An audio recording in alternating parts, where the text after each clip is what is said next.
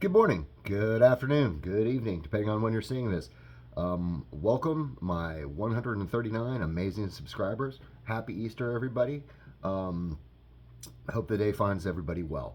Real quick video before I have to go to work. See, I got my fun name tag on here. Um, got another book from my Cashing Up program. If you guys have followed my last couple of videos, I've begun to sell some comic books, sort of pare the collection down a little bit in order to get some bigger key issues. So basically, the hobby is now funding the hobby. So that's super awesome. Before I show that book, so you're going to have to wait till the end, my good buddy Dope over at Dope Comics, he loves the weird, he loves the monsters, he loves the horror stuff. Um, I had suggested a certain. He had like a Vampire's Tales or Witch's Tales or something like that, and we were talking about some like comic books in magazine format, and so I referenced a couple to him. So I grabbed out a couple to show.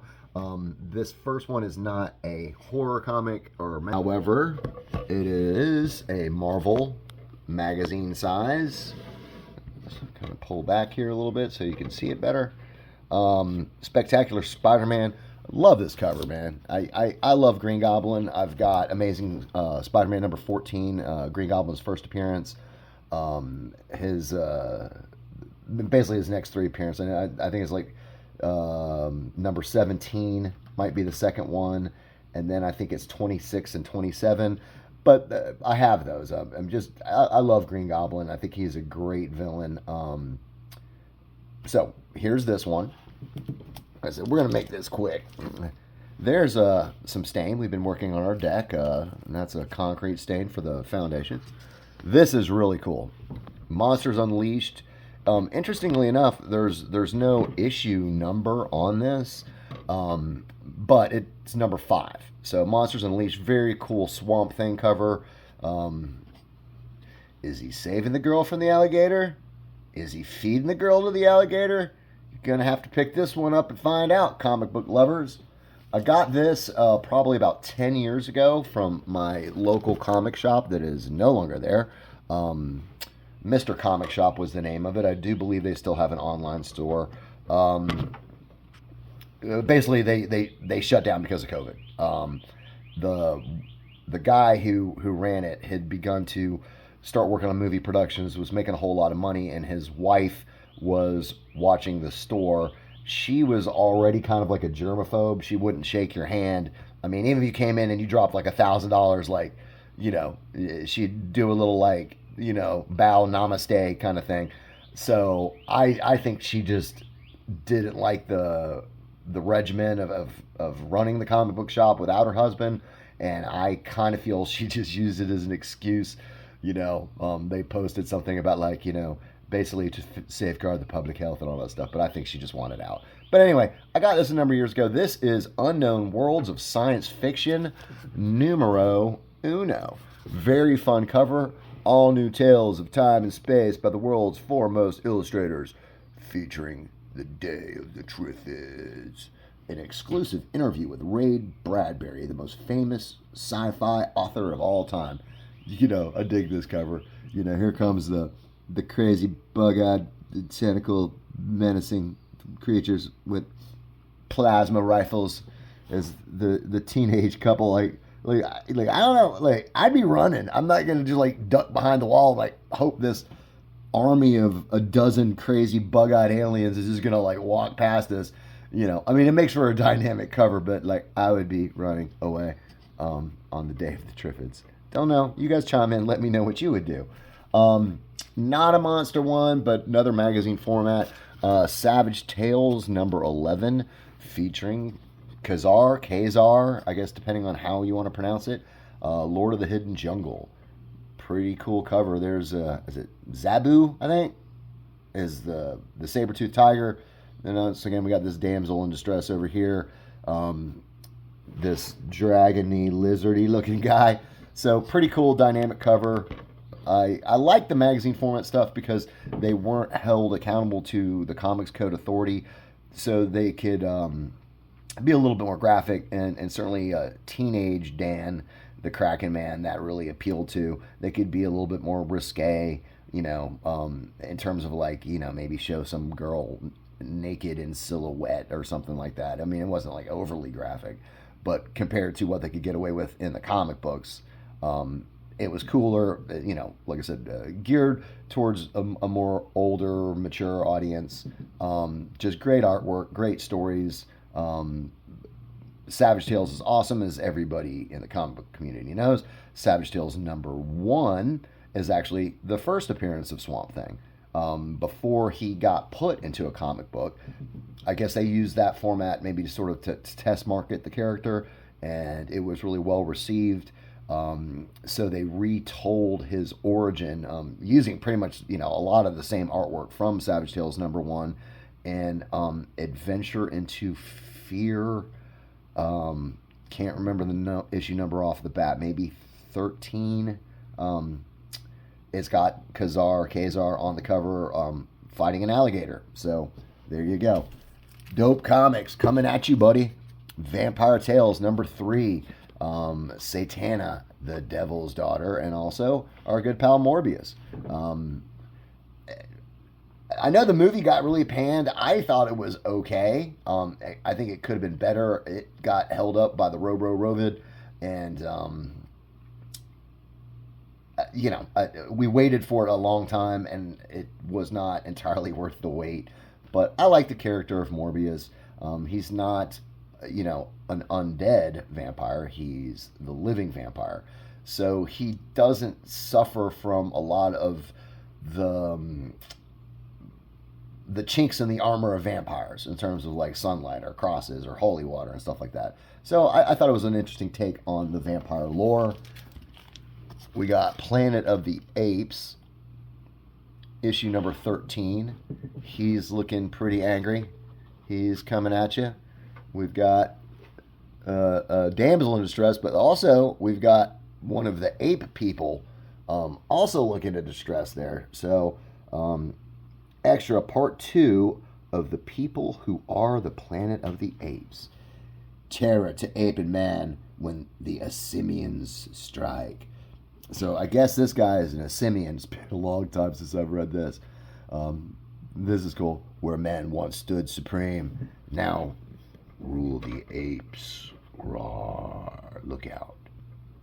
Look out, ape people, because the Asimians are coming. This is one that I told Dope Comics about. I ran into a bunch of these many, many, many years ago, and I love monsters and I love vampires, and so I had to pick this up. And this is actually Dracula Lives #1, Tales of Terror from the Count's Own Crypt, The Walking Dead in New York, Witchcraft in Old Salem, plus Dracula captured on film. Roar. And that looks like a Boris Vallejo. Yep, there's his name right there, Boris. He's got, just like Frazetta, he's got a very distinctive art style. But pretty cool cover. Dracula Lives, magazine format. Check it out. These next two I'm really proud of. I actually have owned these since, I think, like somewhere between 1976 and 78 when these came out. I bought these at the local 7-Eleven. Once again, I have always liked monsters. And you got to love you some King Kong. So this must have been, I guess it would have been about 76 when they did the remake of King Kong and modern day New York. This sort of dates this. Obviously, the Twin Towers are no more, but as opposed to the original film where he climbed up to the top of the Empire State Building, in the remake, he climbed to the top of the World Trade Center. But like I said, I had this since I was a kid, and honestly, it is in amazing condition because I know I read the heck out of this thing. I loved the pictures. I loved it was actually before I saw the original black and white version of King Kong, and there's a bunch of still photos in this from that movie, and I just loved it. 1977, this one came out. New King Kong movie. Is it a hit or a miss? Exclusive Kong on stage. Godzilla, superstar of the 70s. Konga and the Monster Menagerie. Kongar the ape. So we got Konga and we got Kongar.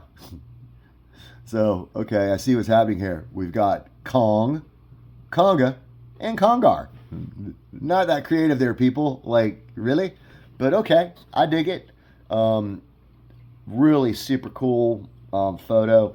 It's sort of an homage to, it was like a promotional picture from the original black and white King Kong that's very similar to this artwork. So I think, they either lifted the idea or let's call it an homage.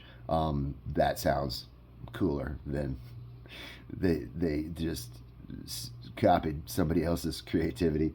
So that's my, well, not all of them. I have a bunch of Savage sort of Conan magazines, um, a couple other things in the magazine format, but these I was able to lay my hands on.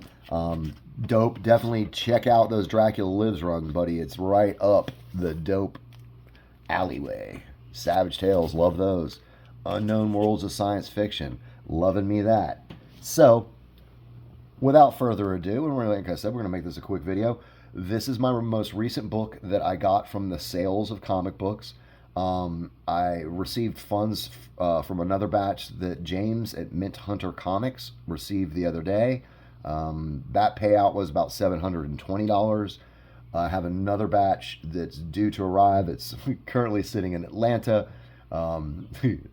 The last batch I sent them, like I sent it on Thursday, it showed like an arrival of Monday, and they did not get there until Friday. So I'm figuring, and this is probably going to be the same thing. It got held up in Atlanta for a little bit. It got held up in Nashville for a couple days. But then, interestingly, it made it all the way from Nashville, Tennessee to New Jersey in a day. So go United States Post Office, man. You guys are rocking it. So here's the most recent purchase that I got. And this fits right in with the sort of horror monster theme. We have Ghost Rider #1, obviously comic book people, not his first appearance, which is Marvel Spotlight 5, where he appeared. It's either through issue 11 or 13, somewhere in there. But so Marvel Spotlight 5, 6, 7, 8, 9, 10, blah, blah, blah. It was either 11 or 13. At that point, and those are really cool. A lot of Mike Plug artwork. I really liked his rendition of the Ghost Rider, especially the way he drew the motorcycle. It was like really like sort of sleek and lean looking, as opposed to like more of a clunky, boxy kind of motorcycle. Like banana handlebars or whatever you used to call that stuff. So really cool. Ghost Rider #1, and I bought this already graded, and it is a very nice grade. CGC graded, a 6.5. Why I don't use CGC to send my books in to be graded, long before they started having their scandals and troubles and stuff. I've talked about this before, but I don't personally use them. However, I have nothing against buying their graded books. I trust in their grades, despite the little reholder situation that happened. It's been about 2 years now, maybe. So I have no problem buying CGC graded books because I do have confidence in their grading. I don't think this is a valuable enough book that it would have been a target from the criminals that tried to take advantage of the chinks in the CGC grading system. Ghost Rider #1. I do have my eyes on a Marvel Spotlight 5. I also made a deal happen yesterday with Chris at the We Love Comics. I won't give away what it is that I'm purchasing from him, but he showed it very recently in a live unboxing video that came back from PGX, where he gets 4 books graded per month at a reduced price to him, and he's able to share that experience with everybody else, which is why I started using PGX when I do have books graded. And speaking of, I actually have 2 books off to CGC as we speak. 2 first appearances of 2 very well-known female characters. I have really high hopes for these. One of them, I think all day, no problem, is going to be a 9.6, and it might be a 9.8. But when we get to subtle differences, I'm going to turn the camera around. When we get to really subtleties like that between a 9.4, a 9.6, a 9.8, I am not qualified. However, I do not see anything wrong with this book, like at all. Nothing. So if it came back a 9.8, I would not think it was overgraded at all. I mean, it might be a candidate for a 9.9. I did a cursory look at the interior. I didn't notice anything major on the interior as well. The other one, it has it's sort of like the state, like right around here.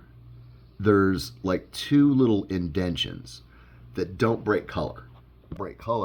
I think with the pressing and the dry cleaning, which I always pay for that service to be provided before my book is graded, to get it in the best shape possible before the graders get their hands on it. So two little indentions, they don't break color. So if the pressing can get that out, I think that is also a definite candidate for a 9.6 or a 9.8. I think if they're not able to entirely press out those indentations, I'm going to say like a 9.2 or a 9.4, very high grade. But that's the only thing I see wrong with that.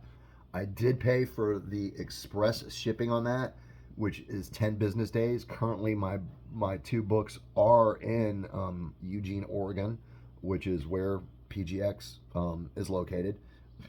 They do pickups on books Mondays, Wednesdays, and Friday. So my fingers are crossed that it will be Monday and not the Wednesday or the Friday. But having dealt with them before in the past, you send it to a P.O. box, but this has been explained to me by Daniel Patterson, who's the CEO of PGX. They literally own like a third of the floor plan of this post office. So it's a big room. It's not like a little P.O. box, my comic. So even with picking up submissions 3 days a week, who knows how many could be in that room. So they, depending on where the postal worker put mine in that room, it could be Monday, it could be Wednesday, it could be Friday. So fingers crossed for Monday. However, like I said, I paid for the expedited shipping, so they should get it through the pressing, the dry cleaning, and the grading, and back to me in 10 business days. So I'll be showing you guys that when they come back, when I purchase any more comic books on my cashing up program, which is what I'm just choosing to call it. I am taking some of the money and we're putting it into landscaping and yard work, hence the concrete stain that you saw briefly. But 70% of the money is all going back into the hobby. You've been watching, I got an Amazing Spider-Man number 5. I got Amazing Spider-Man number 6. I got an Avengers First Appearance of Vision number 57. I now have Ghost Rider number 1. Like I said, I made a deal for another. It's issue number 2 of a major title. Chris accepts a payment plan, so I'm gonna be on like a 3-month thing to pay it off, just because there's some books I am watching at auction at eBay that are going to be ending soon, and so I don't want to take all the funds that I received yesterday and just outright buy the book from Chris. So I'm buying myself a little bit more time, because I do have